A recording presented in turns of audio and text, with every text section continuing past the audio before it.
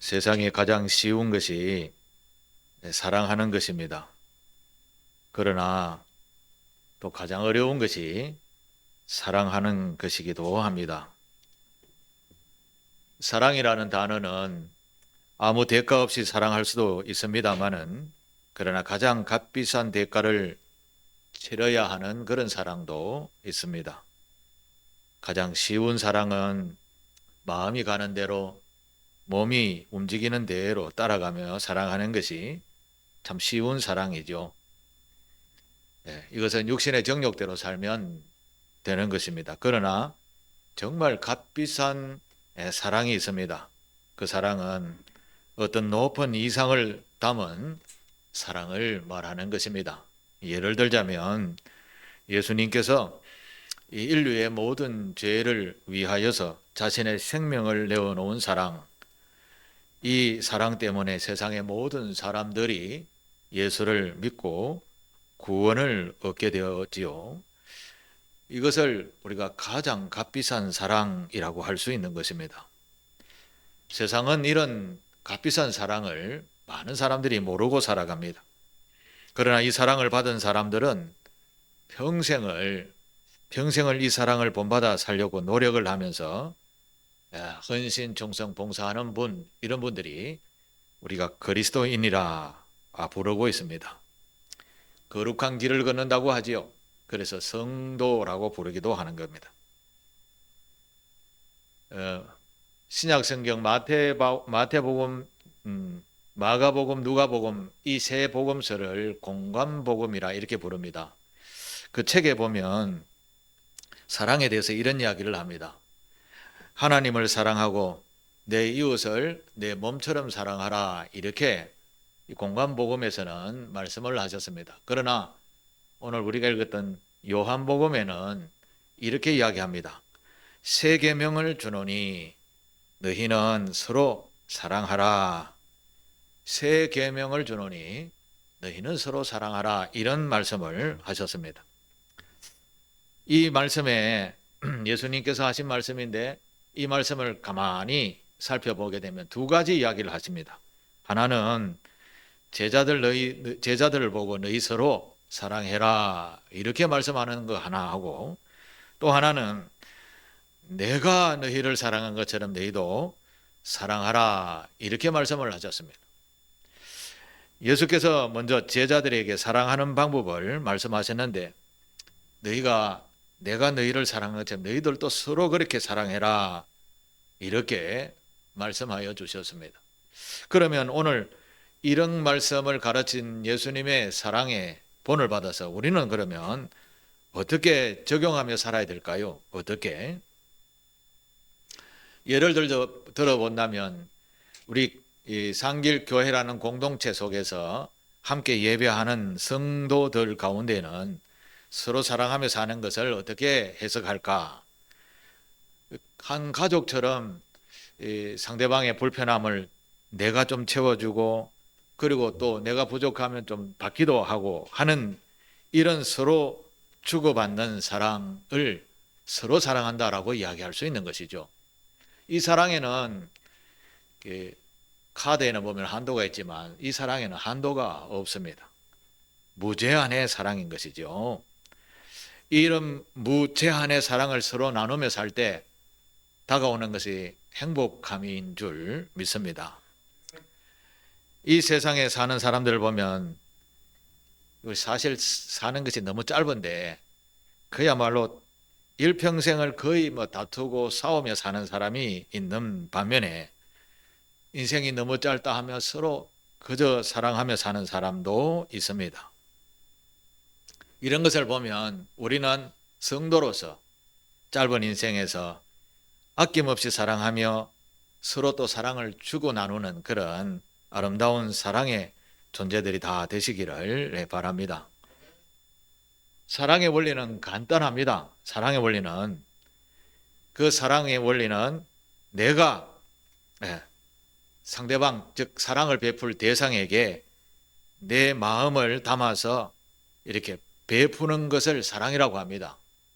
이웃의 불편함, 이웃의 필요를 내가 대신 채워주면 그게 사랑으로 나가서 그런데 이 사랑의 비밀에는 참으로 놀라운 것이 내가 이렇게 사랑을 쏟아부으면 그냥 사라지는 것이 아니라 하나님이 그 사랑을 받으시고, 그러니까 지극히 작은 소자에게 한 것이 누구에게 한 것이라고 했죠?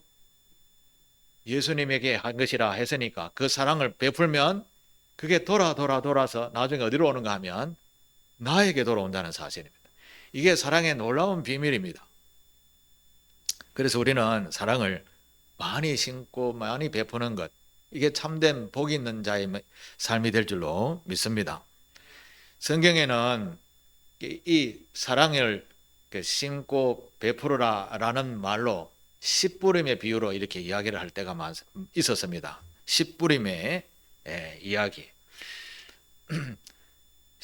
농부가 씨를 땅에 심으면 성경에는 그 씨가 싹이 돼서 나중에 열매를 맺는데 몇 배로 거두는가 하면 30배도 거두고 60배도 거두고 그 다음 뭔 줄 아십니까? 그 다음 100배도 거둔다고 하셨습니다. 이게 사랑의 원리라고 설명을 해 주셨습니다. 그런데 여기에 씨를 심잖아요. 씨를 심으면 그 씨가 죽어야 열매를 맺을까요? 살아서 열매를 맺을까요? 예, 그게 참으로 놀라운 비밀입니다. 우리가 사랑을 담아서 사랑을 심잖아요. 내 사랑을 쏟아부어야 되는 겁니다. 즉 사랑을 극대화하면 내 생명을 죽고 내 생명을 죽이고 나면 그 생명의 씨가 다시 살아서 30배, 60배, 100배의 결실을 거둔다라는 것입니다. 그게 예수님께서 십자가에 달려 돌아가시면서 그 놀라운 그 사랑의 영향력을 끼쳐주셨잖아요. 그 한 분이 십자가를 달려 돌아가심으로 말미암아 지금 대충 지구에 사는 25억 명 되는 사람이 예수를 믿는 사람들이거든. 이게 얼마나 놀라운 열매를 맺은 것입니다. 사랑하며 사시게 되기를 바랍니다. 그것도 내 사랑을 심되 내가 죽어야 됩니다. 예를 들자면 남편과 아내, 가정에 대한 이야기를 하면 아내가 남편을 사랑할 때 죽도록 사랑하셔야 됩니다. 죽어야 됩니다. 죽어야 하느니라. 그런데 반대로 남편도 아내를 위해서 죽도록 사랑하셔야 됩니다. 예, 남편은 아내와 자녀들의 삶을 책임지고 죽도록 충성 헌신하는 자의 삶을 쏟아부을 때 그 가정이 행복하게 되어지고 아름다운 열매를 맺는 법인 것입니다. 우리는 사랑을 받기를 좋아합니다. 주는 것보다 받는 걸 좋아합니다. 그래서 가정에는 항상 불편함이 있습니다. 남편이 나를 좀 안 봐주나, 아내가 나를 좀 인정하지 않으나, 안 해주나 라고 하는 이런 받기만 원하는 사랑은 늘 부족합니다. 그래서 가정에는 늘 찌그닥 하는 다툼이 있게 되는 겁니다. 사랑의 원리는 어떻게 한다고요? 내가 죽어야 하는 겁니다. 예. 예수님께서 이걸 다른 말로 너희가 나를 따르거든 네 자신을 부인하고 나를 따르라, 이 말씀인 것이죠. 그게 사랑의 비밀이 담겨져 있는 것입니다. 유대인들의 교훈서라고 하는 탈무드에 보면 이런 이야기가 있어요.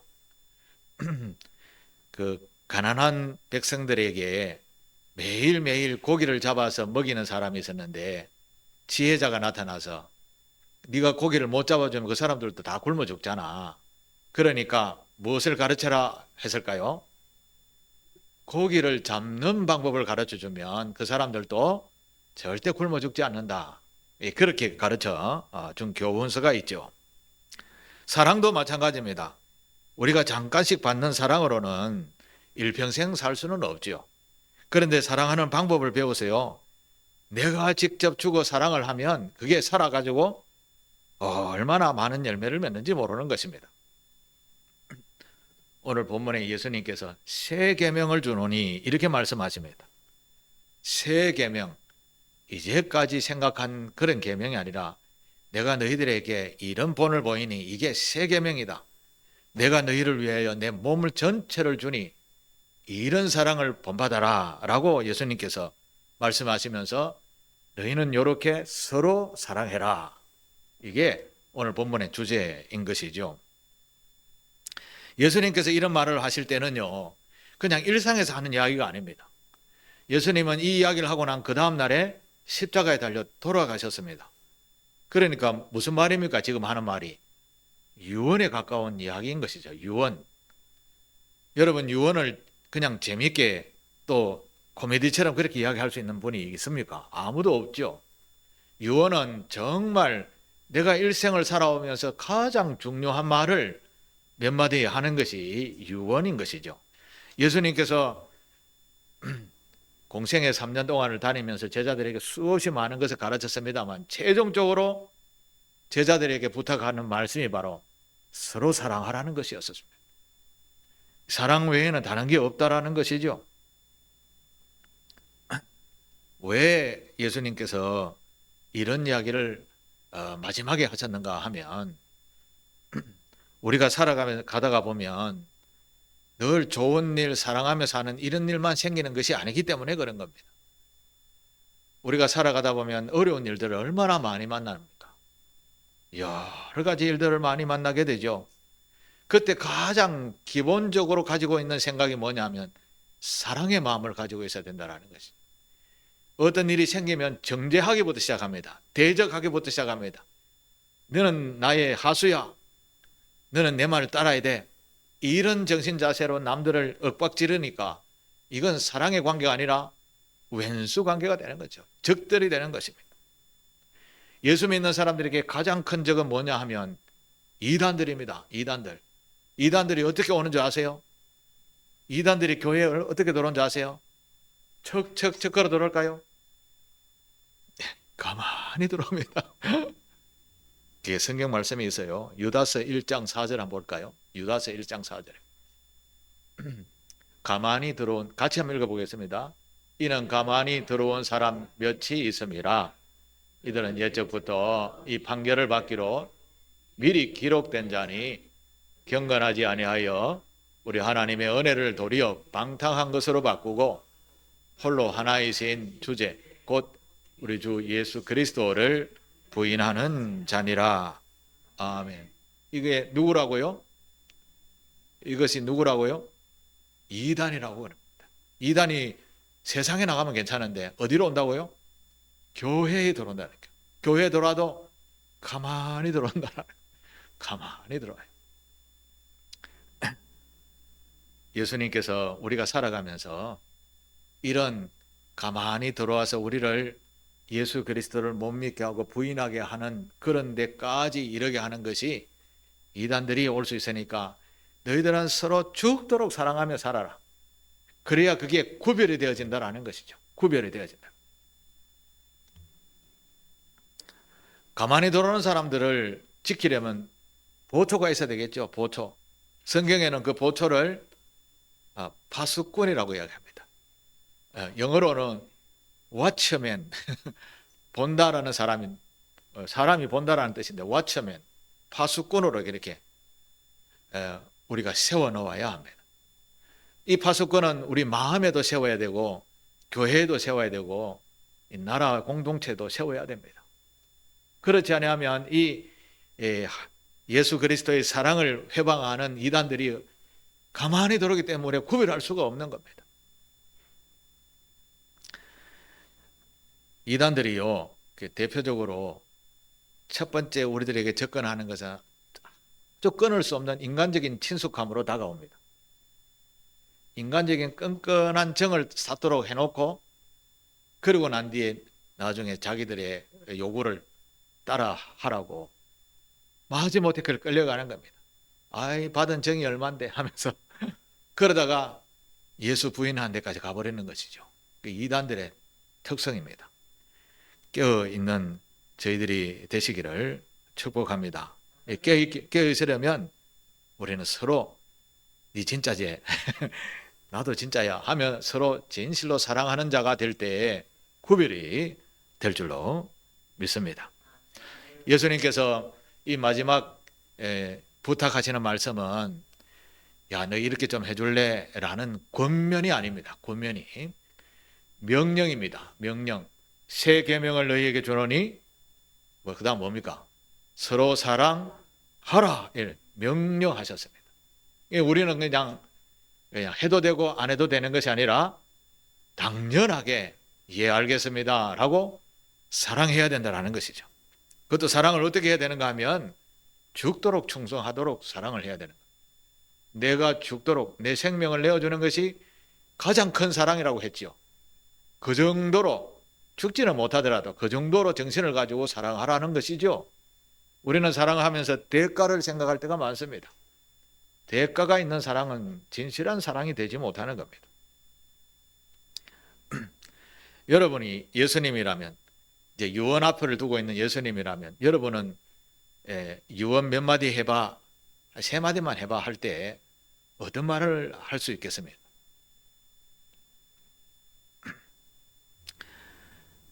호스피스 전문가가 지은 책이 있는데 죽을 때 후회하는 25가지 이렇게 해서 책을 지어놓은 책이 있어요. 그것에 제가 몇 가지만 뽑아봐 봤습니다.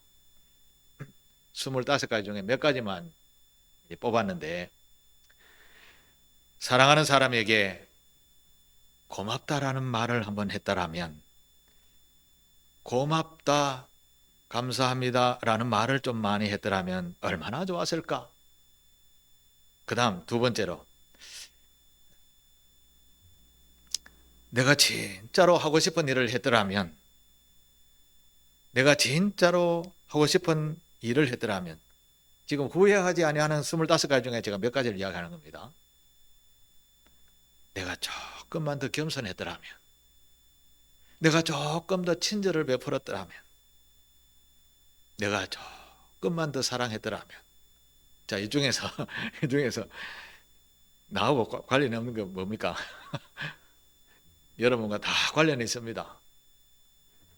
내가 조금만 더 고맙다라는 말을 했더라면, 내가 그동안 하고 싶은 일을 꼭 한번 해보았더라면, 조금만 더 겸손했더라면, 조금만 더 친절했더라면, 조금만 더 내가 사랑을 베풀 걸. 이런 후회함이 없는 여러분이 되시기를 축복합니다. 우리는 사랑하면 참 많은 열매를 맺게 돼요. 앞에도 제가 씨를 맺는다라는 이야기를 했습니다만, 예수께서 우리에게 가르쳐 주셨습니다. 너희가 사랑의 씨를 심어놓으면 반드시 열매를 맺는다라고 하십니다. 반드시 열매를 맺는다고 합니다. 결혼을 하게 되면 결혼이라는 씨를 심어놓으면 어떤 열매를 맺죠? 가정이라는 열매가 돌아오게 되고 자녀라는 열매가 맺어지게 됩니다. 이게 이제 가문이 되어져서 대대손손으로 이어가게 되어지고 확장이 되어져가는 열매가 있게 되는 것이죠. 예를 들자면 우리 처갓집 이야기하면 장인 장모님 설하에 5명의 자녀가 있어요. 5명의 자녀가 시집장가 다 가서 또 아들 딸을 놓아서 제가 가서 어느 날 명절에 예배를 인도하니까 모인 사람이 50명 정도 됐습니다. 가정이 한 교회 정도 되죠. 마당에도 걸터 앉고 마루에도 걸터 앉고 이렇게 예배 드린 적이 있습니다. 사랑하면 이런 열매가 맺어집니다. 결혼이라는 사랑을 하면 이런 열매가 맺어져요.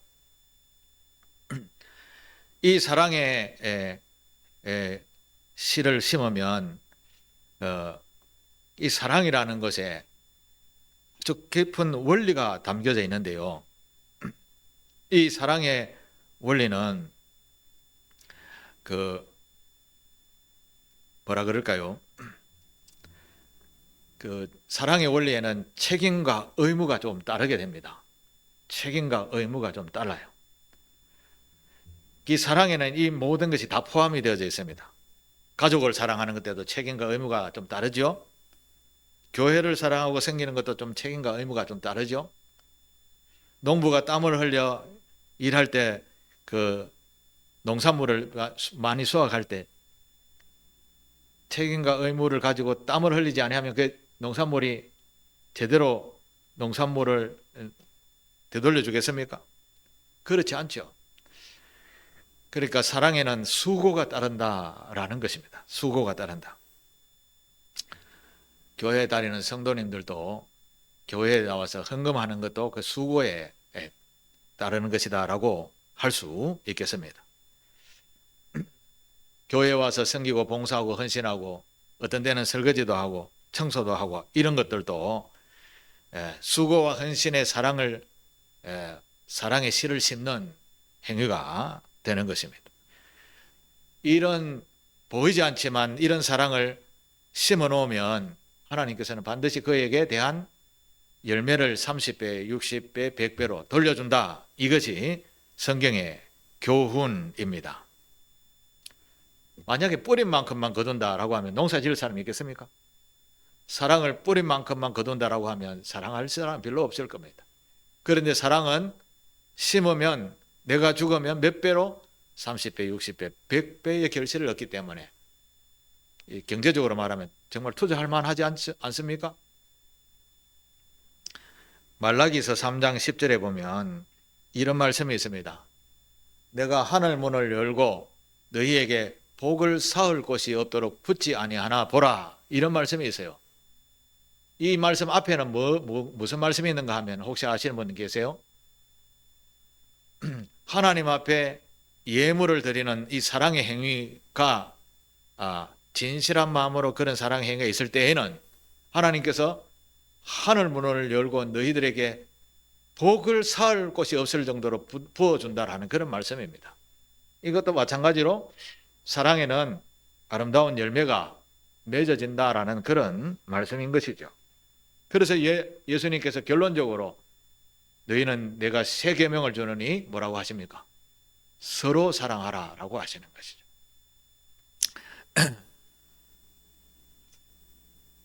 짝사랑 해본 적 있으십니까? 학교 다닐 때 짝사랑 해본 적 없습니까? 이 짝사랑에는 특징이 있습니다. 짝사랑은 맞장구 치는 사람이 없다라는 말이죠. 그죠? 일방적인 사랑이라는 것이죠. 짝사랑에는 책임 없습니다.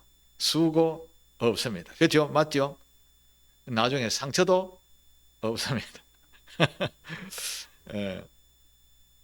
상처받을 일도 없어서 좋긴 하지만 열매가 없다라는 것이죠. 열매가 없다라는 것이죠. 열매가 있으려면 반드시 내가 죽는 사랑을 쏟아부어야 된다라는 말씀입니다. 이 말은 무슨 말인가 하면 더불어 사랑해라, 서로 사랑해라 라는 말씀입니다. 가만히 생각을 해봅니다. 사랑을 하면 누가 가장 큰 덕을 볼까요? 누가 가장 큰 덕을 볼까요? 주님은 왜 우리를 보고 사랑하라고 하셨을까요? 이 말씀을 한번 볼까요? 신명기서 10장 13절의 말씀을 한번 보겠습니다. 누가 가장 큰 덕을 볼까? 같이 읽겠습니다. 내가 오늘날 내 행복을 위하여 내게 명하는 여호와의 명령과 규례를 지킬 것이 아니냐. 아멘. 여기에서 내가 오늘날 누구의 행복을 위하여? 누구의 행복을 위하여? 여호와의 명령과 규례를 지키라 이 말씀입니까? 여러분의 행복을 위해서, 나의 행복을 위해서 여호와의 말씀을 사랑하고 죽도록 충성하고 지켜 행하라. 사랑을 쏟아부어라. 그런 말씀인 것입니다. 여러분, 이스라엘 백성들을 출애굽시킨 것은 하나님께서 그냥 그들을 인도하고 싶어서 좀 고생시켜 보고 싶어서 그렇게 출애굽을 시켰을까요? 이스라엘 백성들에게 무엇을 주려고 했습니까? 국가라는 나라를 주시기 위해서 이집트에서 끄집어내었습니다. 출애굽시켰습니다. 그래서 새 나라를 주셨습니다. 새 나라를 위하고 그들의 후손들이 번성하게 살도록 하나님이 복을 그들에게 주려고 이끌어내신 겁니다. 그 당시는 고통이 따르지요. 힘든 일도 따르지요. 믿음도 또 따라야 했었습니다. 사랑의 수고가 필요했다라는 것이죠. 그럴 때에 하나님께서 그들에게 어떤 나라를 주셨습니까? 지금 이스라엘이라는 나라가 어떤 위상에 있습니까? 손바닥만한 나라지만 세계 어느 나라도 건들 수 없는 그런 나라. 바로 이스라엘이라는 나라이죠. 어째 그런 일이 있을 수 있겠습니까? 하나님의 말씀대로 살면 되는 겁니다. 이걸 우리의 삶에 적용하시게 되기를 바랍니다. 하나님의 말씀대로 지켜 사랑하고 그 명령을 따라 수고를 아끼지 아니하면 누가 복을 받아요? 복 받을 사람은 그렇게 순종하시게 되기를 축복합니다.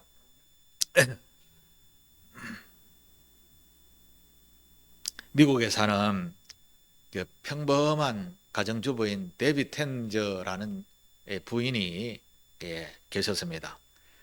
이분은 어릴 때부터 교회 다니면서 이웃에게 선을 베풀면 하나님이 기뻐하신다라는 것을 잘 알았습니다.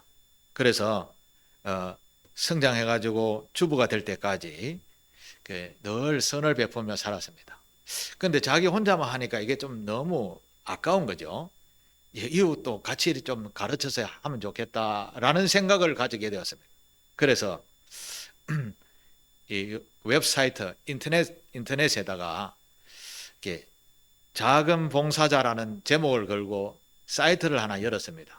이게 뭐냐 하면 우리 여기에 들어오시는 이렇게 동료 여러분들에게는 우리 어느 곳에 있든지 작은 일주일에 한 가지씩 작은 일이라지만 한 가지씩 선을 베풀며 삽시다. 요걸 캐치프레이즈를 걸고 사이트를 열었습니다. 그런데 이게요, 놀랍게도 자기 나라 미국에만 있는 게 아니라 전 세계로 퍼졌습니다. 전 세계에 있는 가정주부들이 일주일에 한 가지씩 선한 일들만 하자.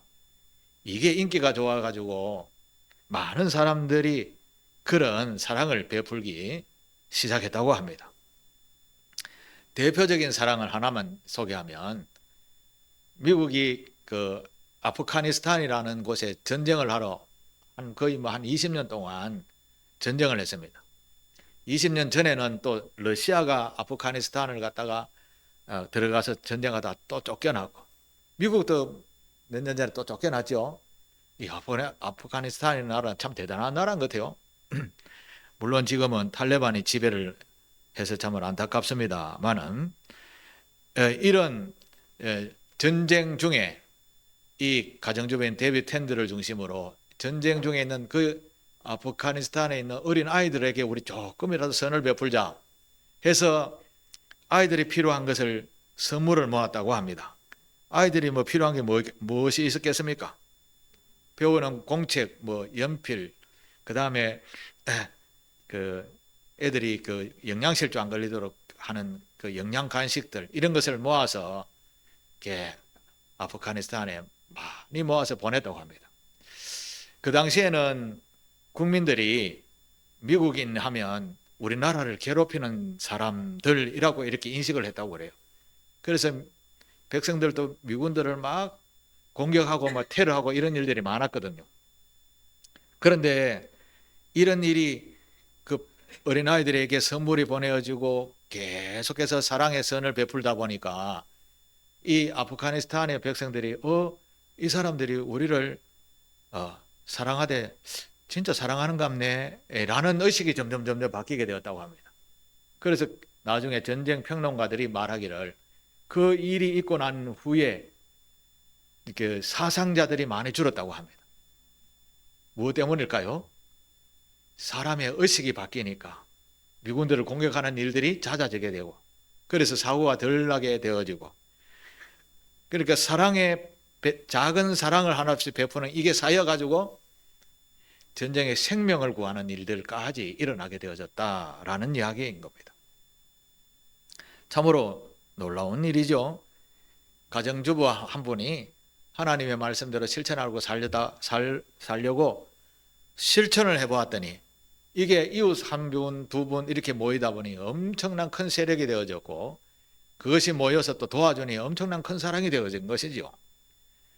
이 사랑은 작은 점에서 시작했지만 세상을 바꾸는 사랑의 역할을 하게 된 것입니다. 예수님께서 오늘 우리에게 말씀하십니다. 34절이죠. 내가 너희를 사랑한 것 같이 너희도 서로 사랑하라. 예수님의 사랑은 목숨을 건 사랑이었습니다. 목숨보다 더 귀한 게 무엇이 있겠습니까? 그 정도로 사랑하라는 말씀입니다. 그렇게 사랑하고 계십니까?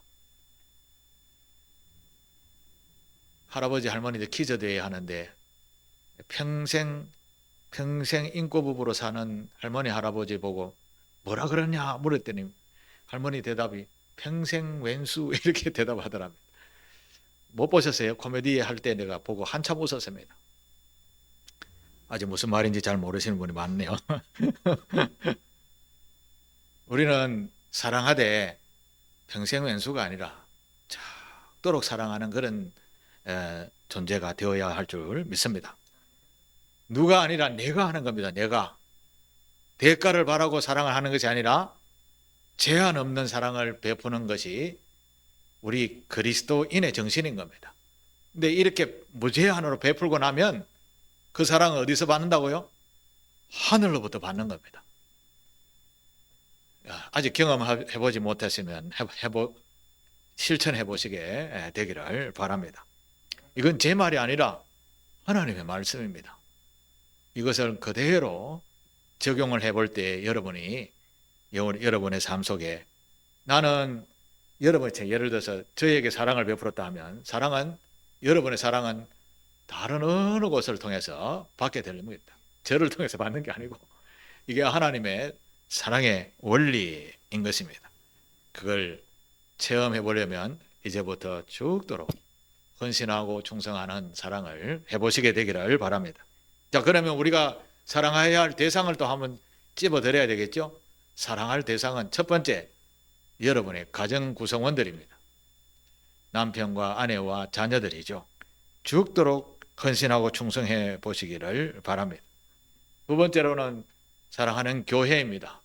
교회를 위해서 여러분의 사랑을 죽도록 충성, 봉사, 헌신해 보십시오. 그러면 어떻게 될까요? 세 번째로 좀 더 폭을 넓혀서 여러분이 사랑하는 조국 대한민국을 사랑해 보십시오. 그러면 우리가 평생 후회함이 없는 행복한 삶을 이 땅에서 누리며 살게 될 줄로 믿습니다.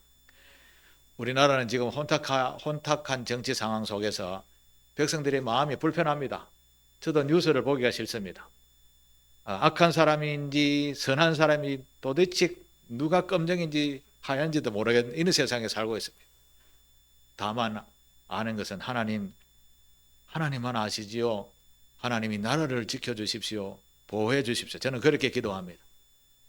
조국 대한민국을 여러분 사랑하셔야 됩니다. 우리가 발을 딛고 살고 우리 후손들이 살 땅이잖아요. 그렇게 사랑하게 될 때 하나님께서 우리에게 돌아서 큰 복을 허락해 주실 줄 믿습니다. 서로 사랑하라는 주님의 말씀을 우리가 오늘 받았습니다. 끊임없이 이런 사랑을 받았으니 이 사랑의 씨를 오늘 매일매일 만나는 곳에마다 심으시게 되기를 바랍니다. 그러면 여러분에게 아니면 여러분의 후손에게 30배, 60배, 100배의 축복의 은혜가 넘치게 될 줄로 믿습니다. 그런 축복을 받는 저와 여러분의 가문이 되기를 주님의 이름으로 축복합니다. 기도하겠습니다. 사랑의 하나님, 예수 그리스도께서 우리에게 유언적인 말씀을 하시면서 그것도 부탁이 아니라 명령하시면서 서로 사랑하라, 죽도록 사랑해라고 가르쳐 주셨습니다. 죽을 때까지 사랑하는 것, 그만큼 마음을 담아서 사랑하라는 말씀으로 받고 작은 것부터 하나씩 실천하며 살겠다라고 마음에 다짐하는 우리 교우들이 되게 하시고 실천에 옮겨서 열매 맺는 우리 성도들 되게 하옵소서. 예수님의 이름으로 기도하옵나이다. 아멘.